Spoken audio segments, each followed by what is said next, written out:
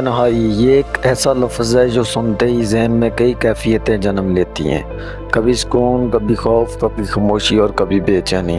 سوال یہ ہے کہ کیا تنہائی ایک سزا ہے یا انسان کے لیے سکون کا ذریعہ بن سکتی ہے؟ ہم ایک ایسی دنیا میں رہتے ہیں جو ہمیشہ شور، ہجوم اور تیز رفتاری سے بھری ہے۔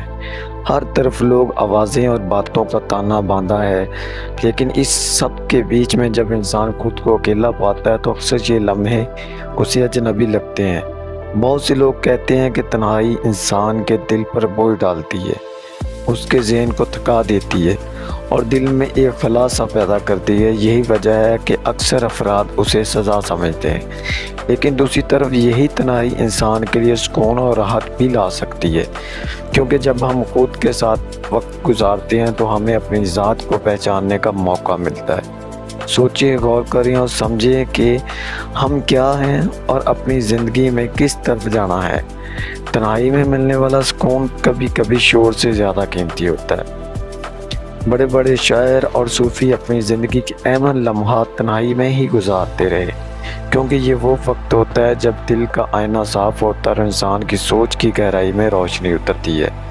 البتہ یہ حقیقت بھی اپنی جگہ قائم ہے کہ ہر تنہائی سکون نہیں دیتی، بعض اوقات یہ انسان کو اندر سے توڑ دیتی ہے، خاص طور پر جب وہ دوسروں کے سہارے کا محتاج ہو۔ تنہائی اس وقت سکون ہے جب یہ ہماری مرضی سے ہو، لیکن جب یہ ہم پر مسلط کر دی جائے تو یہ سزا سے کم نہیں۔ اس لیے کہا جا سکتا ہے کہ تنہائی نہ صرف سزا ہے، نہ ہی صرف سکون، بلکہ یہ انسان کی کیفیت اور سوچ پر منحصر ہے۔ اگر آپ اسے خود کو بہتر بنانے کے لیے استعمال کریں تو یہی تنہائی آپ کا سب سے بڑا سہارا ہے، اور اگر آپ اسے اپنے دل پر بوجھ بنا لیں تو یہی تنہائی سب سے بڑی سزا ثابت ہوتی ہے۔ آخر میں ہمیں یہ فیصلہ خود کرنا ہے کہ ہم اپنی تنہائی کو کس روپ پر لے جا کر کرتے ہیں۔ کیا ہم اسے ایک قید سمجھتے ہیں یا ایک موقع کہ اپنی زندگی کو بہتر طریقے سے پہچان سکیں؟